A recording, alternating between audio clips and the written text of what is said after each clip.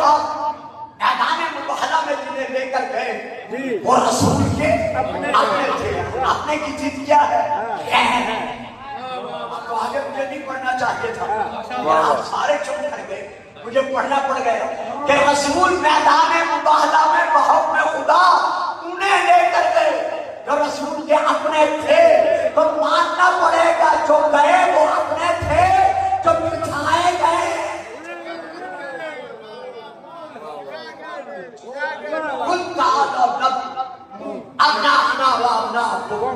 اب یہاں ایک اور فکری طور پر دینا چاہتا ہوں. میدان مباہلہ کیا ہے؟ جی جی جی میدان مباہلہ کیا ہے؟ فلعنۃ اللہ علی الکاذبین، کاذبین پر لعنت بھیجی ہے. تو اب عرفان کہہ رہا ہے مجھے معلوم نہیں کہ کون میرا بزرگ میرا بھائی میری بات کو لے گا یا نہیں لے گا. میدان مباہلہ یعنی مباہلہ نام ذوالحجہ 24 ذوالحجہ ہجری 9 ہجری 24 ذوالحجہ سے مباہلہ شروع نہیں.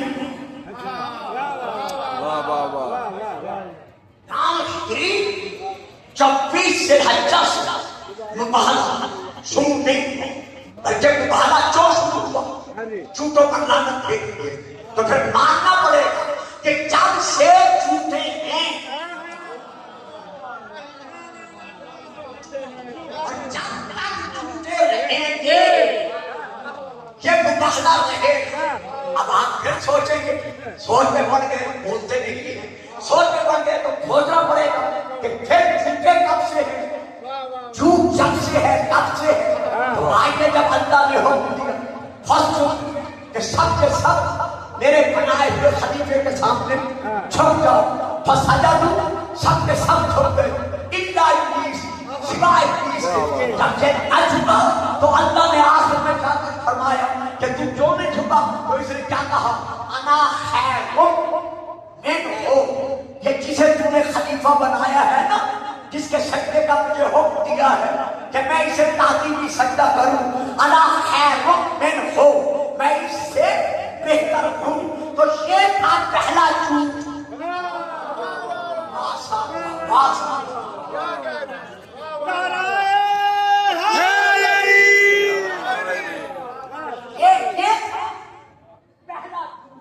اور یہ تھا پہلا جھوٹ بولنے والا ابلیس، جس نے کہا انا خیر منہ، میں تیرے بنائے ہوئے سے بہتر ہوں.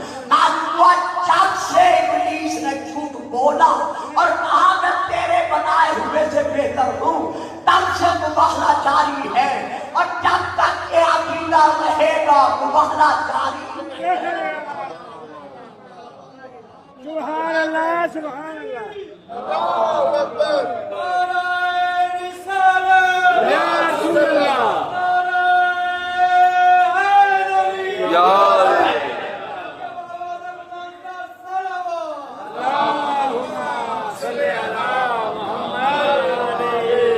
اب یہاں ایک اور غور و فکر کی بات ہے.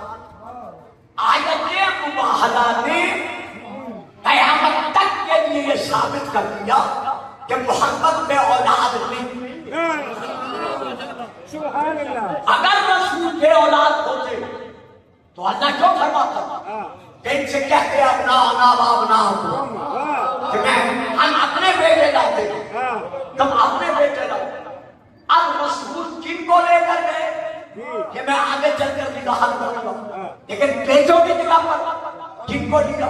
نمبر 1 تفسیر الکشاف، نمبر 2 تفسیر کبیر، نمبر 3 تفسیر روح المعانی، نمبر 4 تفسیر ابن کثیر، نمبر 5 الشمائل المحرقہ، نمبر 6 مناقب خوارزمی، نمبر 7 مناقب ابن مخازن الشافعی، نمبر 8 مناقب المرتضوی. باقی کتابیں میں چھوڑ رہا ہوں.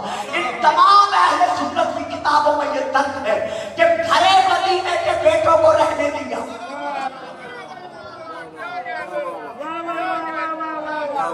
سبحان اللہ. کیا بات ہے. گھرے مدینے کے رسول نے کن کو دیا؟ ایک شبر کو، ایک شبیر کو، حسن کو انہی کے ساتھ، حسین کو گودی میں لے کر رسول گئے۔ اب میں کہا تھا قرآن سے ثابت ہو گیا کہ شبیر و شبر رسول کے بیٹے ہیں۔ بابا جی تھوڑا بولو، قرآن سے ہو گیا نا ثابت کہ حسن اور حسین نبی کے بیٹے ہیں۔ اب اگر کوئی درود پڑھتا ہے اور درود پڑھتے وقت محراب میں یا منبر پر یا اقوا میں یا جلسوں میں یا جلوسوں میں یا ٹی وی کے مذاکرہ پر درود پڑھتے ہوئے مرحوم یہی پڑھتا ہے اللہم صلی علی محمد، آگے آج میں درود نہیں پڑھتا تو ماننا پڑے گا کہ یہ کتاب خدا سے خارج ہے، کہ اگنا آنا ہم اپنے بیٹے لاتے ہیں۔ جیسے میں چاہتا تھا ایک وقت نہیں ہوتا جو مجھے خود جانا ہوتا ہے، دوسرا آپ تھوڑا سا سوچ میں پڑ جاتے ہیں، اب میں پھر حوالہ دوں گا الصواعق والرقاق، علامہ ابن حجر مکی کی کتاب مجموعہ قانون یا میں وہاں سے لے کے پڑھ رہا۔ رسول پاک نے صحابہ کے مجمع میں بیٹھ کر ارشاد فرمایا، اے میرے پیارے پیارے صحابیوں، لا تصل علیک الصلاۃ القطرہ، خبردار کبھی مجھ پر تم قطع ناقص نامکمل درود نہ بھیجو۔ اب پھر کیا دے گا؟ یہ بچہ تو خیر نہیں بولے گا، ایک آدھ بچہ جو سامنے آ سکتا ہے جو بول سکتا ہو یہاں آ جائے۔ یہاں رسول نے کہا ہے میرے صحابیوں، مجھ پر تم قطع ناقص نامکمل تم درود نہ بھیجو، تم درود نہ بھیجو۔ پتہ چل گیا نا صاحبان گجرات کہ کچھ درود ناقص بھیجتے تھے، اسی لیے رسول نے کہا کہ تم ناقص درود نہ بھیجو۔ صحابہ نے عرض کیا یا رسول اللہ وہ ناقص درود کون سا ہے؟ اب پڑھیا سماعت المورے کا رسول پاک نے کہ تم درود پڑھتے وقت کہو اللہم، بابا جی توجہ میرے، میں ایک گھنٹے میں چھوڑ اللہم صلی علی محمد تب سے واہ واہ واہ، تم یہاں تک درود پڑھو اور یہاں تک پڑھنے کے بعد تم رک جاؤ، یعنی محمد کے آگے میری آل پر میری اولاد پر درود نہ بھیجو۔ تو یہ درود کیا ہے؟ یہ ناقص ہے، یہ نامکمل ہے۔ جب اللہ ناقص قربانی قبول کرنا گوارا نہیں کرنا،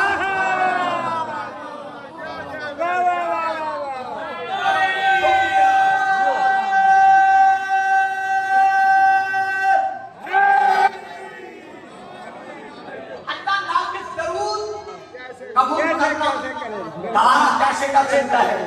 صحابہ نے عرض کیا یا رسول اللہ، پھر فرمائیے وہ کامل درود کون سا ہے، مکمل درود کون سا ہے؟ فرمایا تم کہو، جب بھی درود پڑھو کہو، کیا کہو؟ اللہم صلی علی محمد وعلی، یہ وہاں ہے اس لیے میں یہی بات وعلی آل محمد، اور آل محمد پر بھی اسی طرح رحمت محمد وجود قائم و دائم رکھ، جس طرح محمد کی ذات پر وجود رحمت قائم و دائم ہے۔ میں پھر توجہ چاہوں گا کہ رسول نے جو درود دیا ہے وہ کیا ہے؟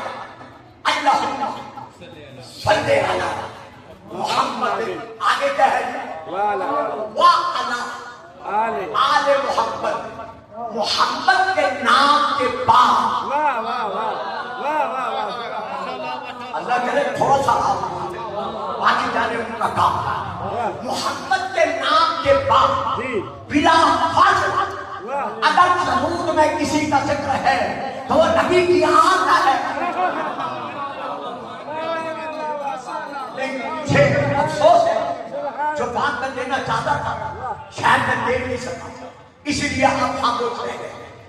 آج کل آپ اشتہارات دیکھیں، بڑے بڑے جلسوں میں اشتہارات لگے ہوئے ہوتے ہیں جن پر درود لکھا ہوا ہوتا ہے اللہم صلی علی محمد، محمد کے بعد با فلان فلان، پھر آل محمد۔ واہ واہ واہ واہ، میں اور واپس کیا بات ہے، یعنی بڑے بڑے قداور اشتہارات لگے ہوئے ہوتے ہیں اللہم صلی علی محمد، آگے لکھا ہوا ہوتا ہے واہ فلان، پھر بعد میں ہوتا ہے آل محمد۔ بھئی رسول نے تو درود دیا ہے اپنے نام کے بعد بلا فصل آل پر، تو اب جو بھی رسول کے اور آج کے درمیان فاصلہ رکھ کر درود پڑھ رہا ہے پھر ماننا پڑے گا کہ وہ اطاعت رسول سے بھی خارج ہے۔ تو جو اطاعت رسول سے خارج ہے جب وہ اپنا عقیدہ صحیح نہیں رکھ سکا تو دوسروں کو اطاعت رسول میں کیسے لے کے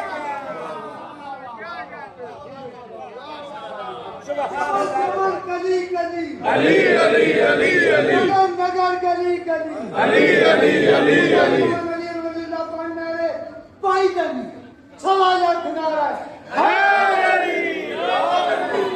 تو قرآن سے اور حدیث سے ثابت ہے کہ حسنین رسول کے بیٹے ہیں۔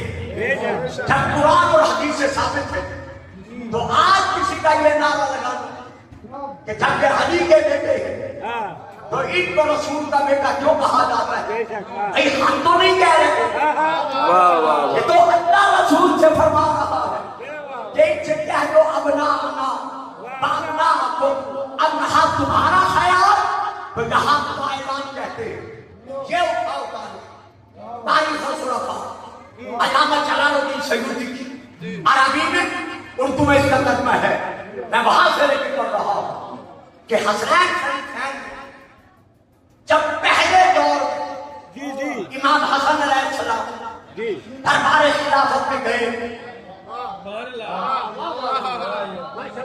جب پہلے دور میں امام حسن علیہ السلام پہلے بزرگوار کی خلافت کے دور میں دربار میں گئے تو جو بزرگوار ممبر پر بیٹھے تھے، میں نام نہیں لے سکتا، جو داد دے رہا ہوں اس سے پوچھ لینا نام کیا تھا، تو امام حسن نے انہیں اشارہ کر کے کہا انزل ان ممبر ان مسجد انزل ان مجلس سے، ابھی میرے باپ کے بیٹھنے کی جگہ سے نیچے اترا، اب وہ خفا نہیں ہوئے، ناراض نہیں ہوئے، بلکہ فرمایا ہاں یہ آپ ہی کے باپ کا ممبر ہے، آپ ہی کے باپ کے بیٹھنے کی جگہ ہے۔ تو گویا انہوں نے تسلیم کر دیا کہ حسن محمد کا بیٹا ہے۔ اب دوسرے دور میں حسین آتے بیٹھنے والے کو دیکھتے ہیں، یہی تاریخ الخلفاء، اب حسین فرماتے ہیں انزل ان ممبر ابھی، میرے باپ کے ممبر سے نیچے اتر آؤ، اور اگلا سورہ دیتے ہیں کہ جاؤ اپنے باپ کے ممبر پر جاؤ، اور نیچے اتر کر منہ سمجھوٹ پر کہتے ہیں لا خیر یہ آپ کے باپ کا ممبر ہے، لا ممبر ابھی، میرے باپ کا تو کوئی ممبر ہے ہی نہیں۔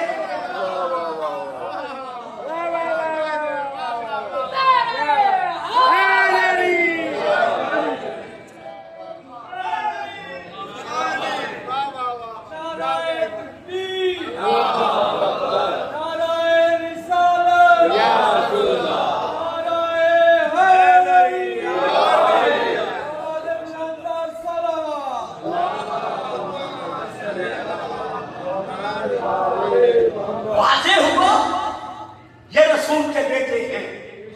اب ہم آگے بڑھتے ہیں، وَالنِّسَاءَنَا بہت مشکل مرحلہ ہے، ہم اپنی بیٹی لاتے ہیں، تم اپنی بیٹیاں، اب یہاں آپ بھی فرمائیں گے کہ گلفام صاحب آپ یہ ترجمہ کہاں سے کر دیا ہے؟ یہ صاحب پہلے خلاصہ سن لیں پھر میں آ جاؤں گا۔ لفظ ہے ساتھی اندر مہربان کہ جو نورانی چہرے بیٹھے یہ بڑی مشکل بات ہے جسے میں 5 منٹ میں سمیٹ کروں. جی جی بسم اللہ. لفظ ہے نساء نسوۃ نسوان. ان تینوں کا جو ترجمہ ہے وہ ہے جمع مؤنث جی یعنی عورتیں. ایک عورت نہیں دو نہیں جمع میں عورتیں. اگر عربی میں عبارت کے درمیان نساء کا لفظ استعمال ہوتا ہے اخوتن کے مقابلہ یعنی بھائی کے مقابلہ جی تو یہاں نساء کا معنی کیا ہوگا؟ بہن. جی عام عورتیں نہیں ہوگی. بہن. یہاں ابھی میں قرآن پڑھتا ہوں یہاں معنی ہوگا بہن. اگر نساء کا لفظ عبارت میں آیا ہے شوہر کے مقابلے میں خامد کے مقابلے میں تو یہاں نساء کا معنی نہ عورتیں ہوگا نہ بہن ہوگا بلکہ یہاں نساء کا معنی ہوگا بیوی حرم زوجہ. اگر نساء کا لفظ میری بات سمجھ میں آ رہی آپ جو فرنٹ لائن پر بیٹھے ہیں جسے سمجھ آئے مجھے فوراً کہہ دینا میں پھر اسے آسان کروں. نمبر 3 اگر نساء کا لفظ آیا ہے بیٹے کے مقابلہ میں تو یہاں اس نساء کا معنی نہ بیوی ہوگا نہ بہن ہوگا بلکہ یہاں معنی ہوگا بیٹی. اب آؤ قرآن دیکھتے کہ قرآن ہمیں نساء کے معنی میں کیا کیا فرق بیان کر کے سنا رہا ہے. یہ لیجئے میں پہلی آیت پڑھ رہا سورہ نمبر 4 سورہ النساء آیت نمبر 176. ارشاد خداوندی ہے پیچھے قصے کا ذکر ہے کون کس کا کیسے وارث ہو سکتا ہے. اس ذکر میں اللہ فرما رہا ہے وَإِن كَانُوا إِخْوَةً رِجَالًا وَنِسَاءً فَلِلذَّكَرِ مِثْلُ حَظِّ الْأُنثَيَيْنِ. اگر بھائی بہن دونوں ہوں یعنی ان کانوں اگر ہو اخوتن رجالن بھائی مردوں میں سے ونساء تو اب جہاں بھائی ہے تقابل میں تو جہاں نساء کا معنی کیا ہے؟ جہاں نساء کا معنی ہے بہن. یعنی اگر بھائی ہیں اور بہنیں بھی ہیں تو بہن کا جو حصہ ہے وراثت وہ بھائیوں کے تقابل میں ایک گنا ہے اور بھائیوں کا حصہ جو ہے وہ بہنوں کے تقابل میں 2 گنا ہے. تو یہاں تقابل میں کیا ہے؟ اخوتن کے تقابل میں بھائی کے تقابل میں نساء. تو یہاں کرنا بہن بنے گا. اب ہم اور آگے آتے ہیں.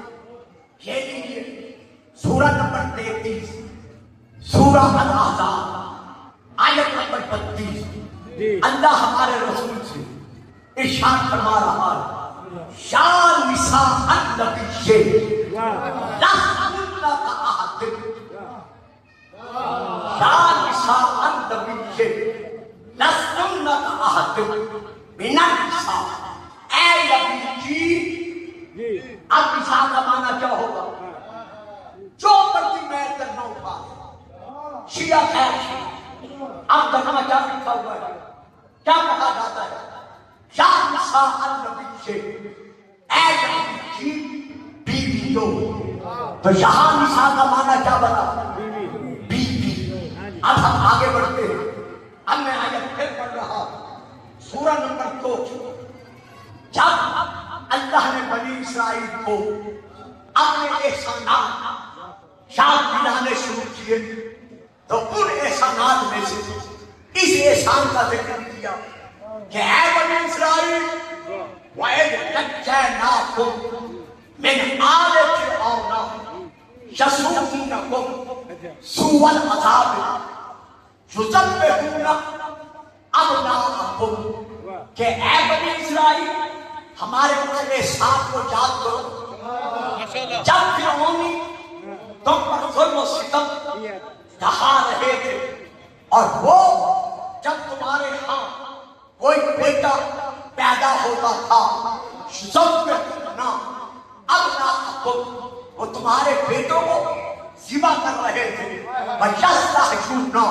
نساءکم، اور وہ تمہاری نساء کو اب جہاں تک نہ کیا ہوگا، نہ بہنیں ہوگا نہ زوجہ ہوگا، چونکہ ابنون کے مقابلہ میں جہاں لفظ نساء ہے تو اب جہاں تک نہ کیا ہوگا، تمہاری بیٹیوں کو وہ اپنی کنیزی کے لیے زندہ رکھ رہے تھے۔ تو قرآن سے ثابت ہو گیا کہ جہاں نساء کا لفظ بیٹے کے مقابلے میں آئے گا وہاں اس کا معنی نہ بیوی ہوگا نہ بہن ہوگا نہ عام عورتیں ہوگا، وہاں معنی کیا ہوگا، بیٹی ہوگا۔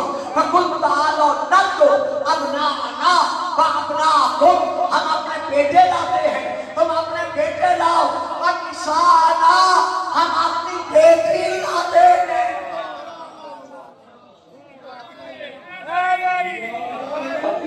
درود پڑھیے گا سلام۔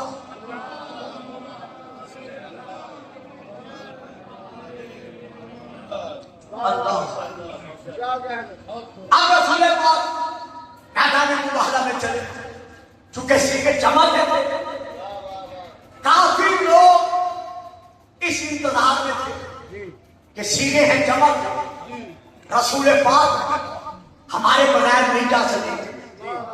ہر ایک کے ذہن میں تھا کہ رسول ہمیں لے جائیں گے، لیکن آیت کا آخری جز کیا ہے، فَلْيَعْلَمِ اللَّهُ اللہ جھوٹوں پر لعنت دیجئے۔ جب یہ جو پڑھا ہر ایک کا ماضی اس کے سامنے آ گیا تو پتا چل گیا کہ رسول میدان مباہلہ میں انہیں لے کر گئے جن کی زبان پر کبھی جھوٹ نہیں آیا تھا۔ اب یہاں پھر سوال پیدا ہوتا ہے کہ کرنا کیا تھا میدان مباہلہ میں؟ نہ تو چلانا تھا تیر، نہ مارنی تھی تلوار، نہ چلانا تھا خنجر، صرف بد دعا کرنی تھی جھوٹوں کے حق۔ اگر رسول پاک اکیلے چلے جاتے جا کے جھوٹوں کے حق میں دعا کر دیتے تو یقیناً ان پر عذاب نازل ہو جاتا۔ ہمارا وہ رسول جو انگلی کے اشارے سے چاند چھپ کر کے دکھا رہا ہے، ہمارا وہ رسول جو اپنے ارادوں سے لوح محفوظ کی تحریر بدل کر دکھا رہا ہے۔ پیارے بچوں، نوجوانوں، ذرا فکر کیا کرو، خدا آپ کو سلامتی دے، اللہ آپ کی زندگانیاں دراز کرے، یہ باتیں دینے کے قابل ہوتی ہیں۔ ہمارا وہ رسول جمادات، نباتات، حیوانات، جنات، ملکوت الارض والسماوات جس کی نبوت کا کلمہ پڑھ رہے ہیں، اگر وہ اکیلا جاتا بد دعا کر دیتا تو کیا وہ نصارہ مسخ نہ ہو جاتے، خنزیر نہ بن جاتے، بندر نہ بن جاتے؟ تو پھر اللہ نے کیوں کہا؟ دیکھا نا، ان سب سے کہہ دیا ہم اپنے بیٹے لاتے، ہم اپنی بیٹی لاتے، ہم اپنے جیسا لاتے، تو یہ کیوں کہا؟ جب اکیلی اس کی بد دعا کافی تھی تو پھر ان کو لے کر کیوں کہ؟ ہاں ارشاد خداوندی ہے، یا ایھا الذین آمنوا اتقوا اللہ وکونوا مع الصادقین، اے ایمان والو راہ تقوی اختیار کرو اور صادقین کا دامن تھامو۔ تو جب اللہ حکم دے رہا ہے صادقین کا دامن تھامو تو پھر بتائے بھی چاہیے نا صادق کون ہے۔ اگر ہمارا رسول میدان مباہلہ میں بد دعا کرنے کے لیے اکیلا چلا جاتا تو میں بھی کہتا، آپ بھی کہتے، قیامت تک کے لیے سارے مسلمان کہتے کہ جھوٹا وہی ہے، کافر وہی ہے جو محمد کے مقابلہ کیا۔ اگر اکیلا جاتا تو ساری قیامت تک رسول کی امت یہی کہے کہ جھوٹا وہی ہے، کافر وہی ہے جو محمد کے مقابلہ میں ہے۔ کہا محمد اکیلا نہ جا، بیٹوں کی جگہ پر حسنین کو لے گا، بیٹی کی جگہ پر فاطمہ کو لے گا، نفس کی جگہ پر علی کو لے جا تاکہ قیامت تک ثابت ہو جائے کہ جو محمد کے مقابلہ میں آئے وہ بھی جھوٹا ہے، جو فاطمہ کے مقابلہ میں آئے وہ بھی جھوٹا ہے، جو حسنین کے مقابلہ میں آئے وہ بھی جھوٹا ہے، جو علی کے مقابلہ میں آئے وہ بھی جھوٹا ہے۔ جو ان کو صادق نہیں مانتا ان کے لیے مباہلہ کل بھی جاری تھا، آج بھی جاری ہے۔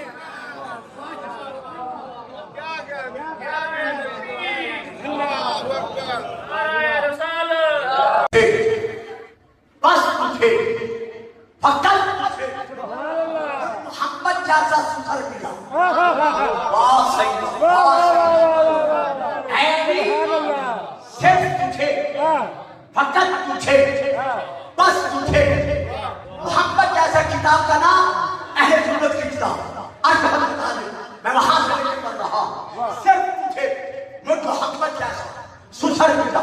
بھئی آپ بالکل خاموش رہے، میں پردہ اٹھانے کا عادی اب نہیں رہا، میں صرف اشارہ سر گزر جاتا ہوں۔ اگر علی کے علاوہ محمد کسی اور کا بھی سسر ہوتا تو وہ کھڑا ہو جاتا، لیکن کسی کا کھڑا نہ ہونا رسول کا فرما دینا اس بات کی دلیل بن گیا کہ اگر رسول کسی کا سسر ہے تو وہ کل بھی علی تھا اور آج بھی علی۔ آگے فرماتے ہیں وَأُوتِيتُ زَوْجَةً صِدِّيقَةً مِثْلَ ابْنَتِي وَلَمْ كُنْتَ أَنَا مِثْلَهَا۔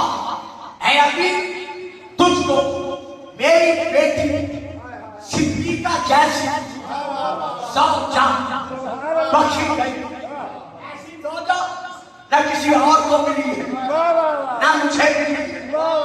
اب آپ کی خاموشی پر ایڈوچن نہیں کرتا نا، میں رسول پاک کی بارگاہ میں عرض کرتا کہ یا رسول اللہ کم از کم بیٹی کا نام تو لے کہ کون سی بیٹی تھی جو علی کی زوجہ بنی۔ جواب ملے گا خاموش گستاخ، تجھے علم نہیں ہے ہمیشہ نام بیٹی کا تب لیا جاتا ہے جب 2 4 5 10 ہوں۔ میرا نام نہ لینا اس بات کی دلیل ہے کہ محمد کی بیٹی کل بھی ایک تھی اور آج بھی ایک ہے۔ اب جو میرا موضوع ہے حدیث کا آخری حصہ ہے، میں وہاں تک پہنچ رہا ہوں۔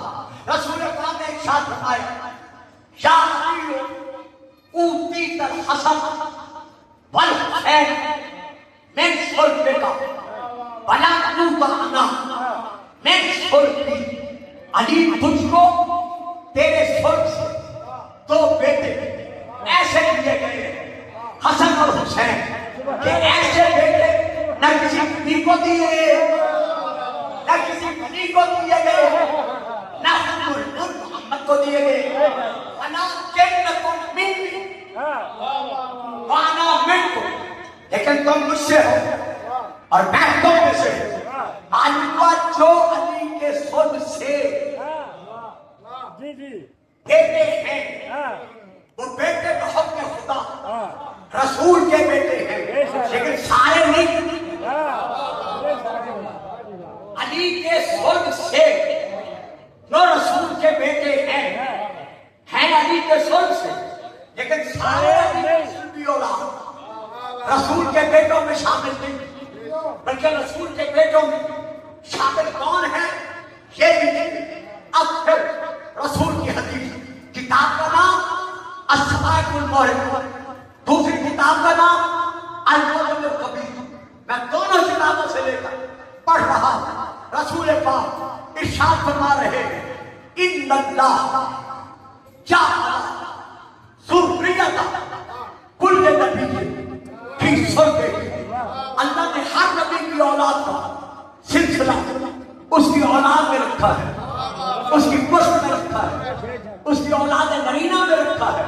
وَلَٰكِنْ جَعَلَ ذُرِّيَّتِي فِي صُلْبِ ابھی طالب، لیکن اللہ نے میری اولاد کا سلسلہ علی کی اولاد نرینہ میں رکھا ہے، لیکن علی کی ساری اولاد میری اولاد نہیں بلکہ 32 سالہ لذریت النبی بعلی اتنا من جہت فاطمہ علی کی وہ اولاد جو فاطمہ کے وسیلے سے ہے، وہ آدمی محمد کی اولاد تھی اور آج بھی محمد کی اولاد۔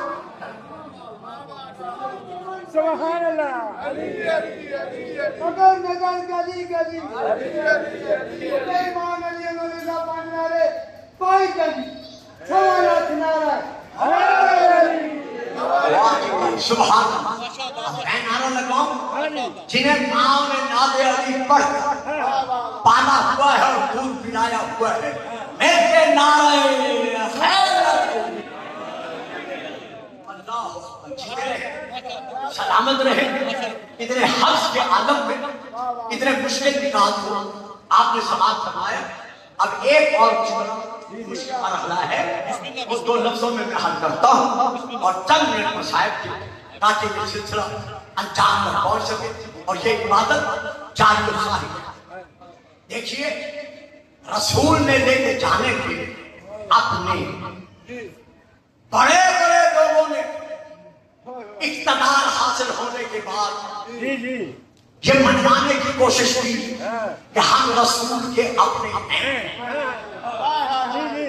مولانا قبلہ جناب شاہ صاحب، بڑی مشکل بات ہے میرے بزرگوں جن کے چہرے میں جانتا ہوں، بچے تو خیر نئے دور کے ہیں، اللہ ان کی زندگیاں دراز کرے، بڑی مشکل بات دے رہا ہوں، لیکن کیا کرتا میرا ماحول طریقہ کا ایسا بن گیا ہے کہ میں جتنی آسان کروں اس سے زیادہ آسان نہیں کر سکتا۔ جب لوگوں کو اقتدار ملا، جو لوگ شاہ ابی طالب میں رسول اور رسول کے گھرانے کو محصور کرتے رہے، مکہ کے دار الندوہ میں بیٹھ کر جو رسول کے قتل کے منصوبے بناتے رہے، چلو سوتے بھی رہے، بات بھی نہیں، میں آپ کو منع نہیں کرتا، نیند ہے ہی ایسی چیز جن کی اولاد امہ کی گھاٹی میں رسول کے قتل کا منصوبہ بناتی رہی۔ جب پوری لوگوں کو اقتدار ملا، صاحب ملوکیت بنے، تو زور اور سر کے سہارے سے انہوں نے مسلمانوں پر یہ ثابت کرنے کی کوشش کی کہ رسول کے اپنے ہم ہیں، یعنی صرف ہم۔ ذرا اور آگے بڑھے، دور بنی عباسیہ ہارون رشید جب مدینے میں آتا ہے، رسول کے تعبیر لحد کا سلام کرنے کے لیے جاتا ہے، سارے مدینے کے مسلمان امت کے پاس آتے ہیں، ان کے سامنے یہ ثابت کرنے کے لیے کہ رسول کے اپنے ہم ہیں۔ یہ تعبیر لحد پر رسول کے تعبیر لحد پر ہاتھ رکھتا ہے، ہاتھ رکھ کر کہتے ہیں السلام علیکم یا عمي، اے میرے چچا کے بیٹے، آپ پر میرا سلام۔ مجھے کیوں کہا؟ تاکہ لوگوں پر واضح ہو جائے کہ ہم ہی رسول کے اپنے ہیں۔ ابھی کہا ہی تھا کہ حضرت امام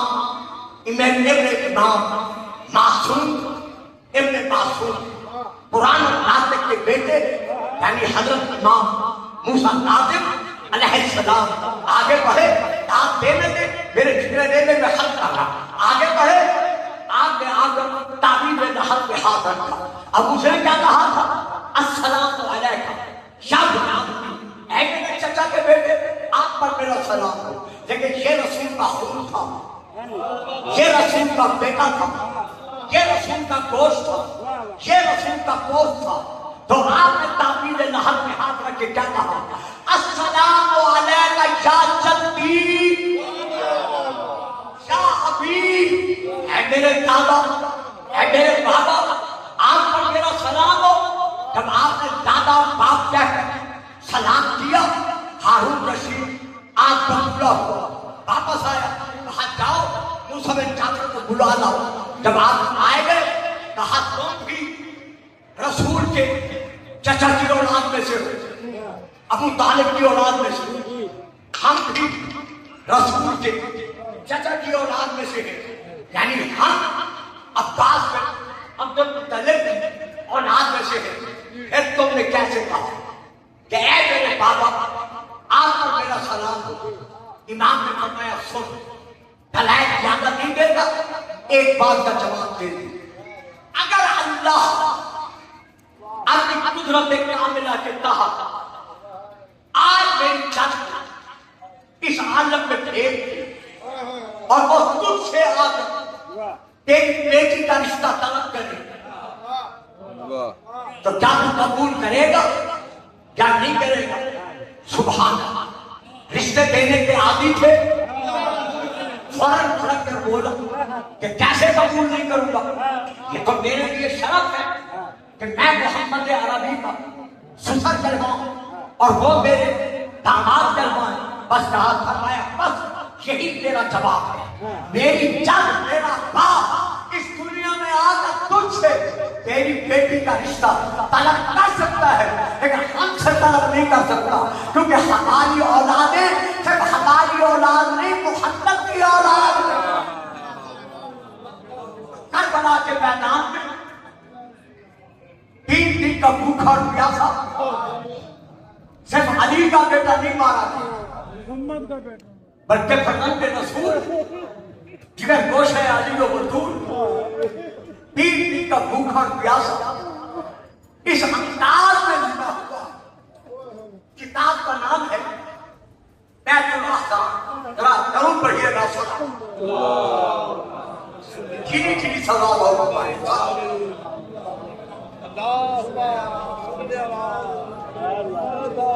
بیت الاحکام میں یہ درد ہے کہ جب شمر ملعون نے امام کی پیاسی رگوں پر ظلم بھرا خنجر چلایا تو اس وقت ایک ضرب مارنے کے بعد یہ رک گیا، پھر دوسری ضرب چلائی، پھر رک گئے، تیسری ضرب چلائی، پھر رک گئے، 12ویں 13ویں ضرب تک یہ خنجر یوں چھٹکے دے دے کر مارتا رہا۔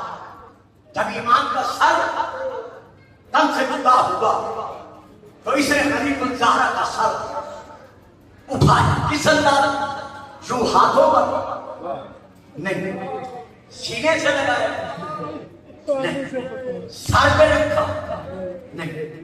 بیت الاحکام میں ہے، باقی کو میں نہیں ہے کہ 3 مرتبہ اس نے بطول کے بیٹے کا سر ہوا میں اچھالا،